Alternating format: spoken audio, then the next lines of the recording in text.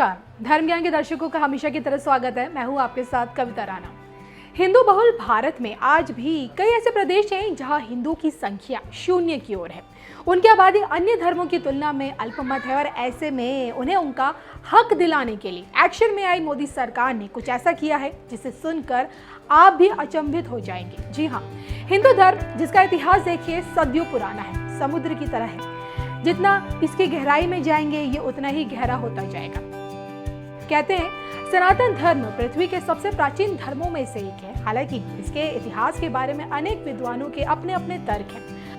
आधुनिक इतिहासकार हड़प्पा, मेहरगढ़ आदि पुरातात्विक अवशेषों के आधार पर इस धर्म का इतिहास कुछ हजार वर्ष पुराना मानते हैं। जहां भारत की सिंधु घाटी सभ्यता में हिंदू धर्म के कई चिन्ह मिलते हैं और इनमें से एक अज्ञात मातृ देवी की मूर्ति, भगवान शिव, पशुपति जैसे देवताओं की मुद्राएं, शिवलिंग, पीपल की पूजा इत्यादि ये सब प्रमुख है।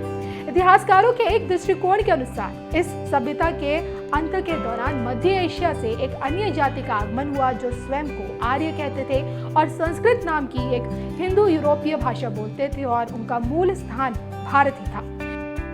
एक दौर देखिए वो था जब पूरे विश्व में हिंदू धर्म की जड़ें मौजूद थी।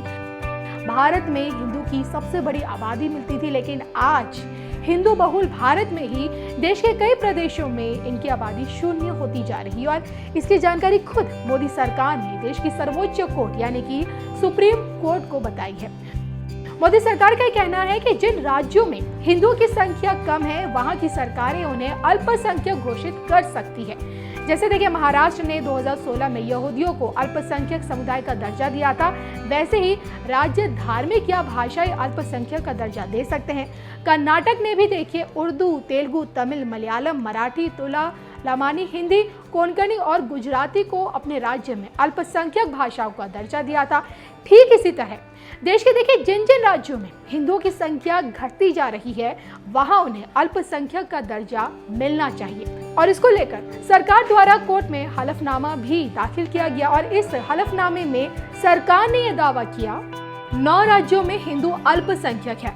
लद्दाख में हिंदू आबादी 1% है, मिजोरम में 2.75%, लक्षद्वीप में 2.77%, कश्मीर में 4%, नागालैंड में 8.74%, मेघालय में 11.52%, अरुणाचल प्रदेश में 29.24%, पंजाब में 38.49% और मणिपुर में 41.29% हिंदू आबादी है। लेकिन फिर भी सरकारी योजनाओं को लागू करते समय उन्हें अल्पसंख्यकों के लिए तय कोई लाभ नहीं मिलता। तो देखिए इस याचिका में 2002 के टीएम पई बनाम कर्नाटक मामले में सुप्रीम कोर्ट के फैसले का भी हवाला दिया गया है और तब देखिए सुप्रीम कोर्ट ने कहा था कि किसी इलाके में जो लोग संख्या में कम हैं उन्हें संविधान के अनुच्छेद 30(1) के तहत अपने धर्म और संस्कृति के संरक्षण के लिए स्कूल, कॉलेज खोलने का बिल्कुल हक है।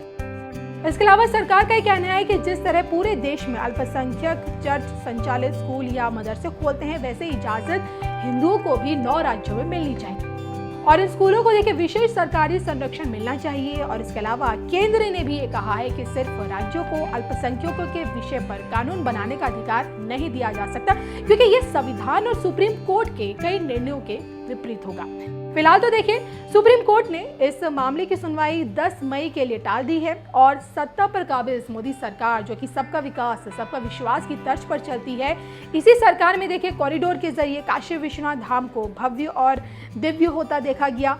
इसी सरकार में दशकों बाद अब जाकर राम मंदिर का निर्माण हो रहा है।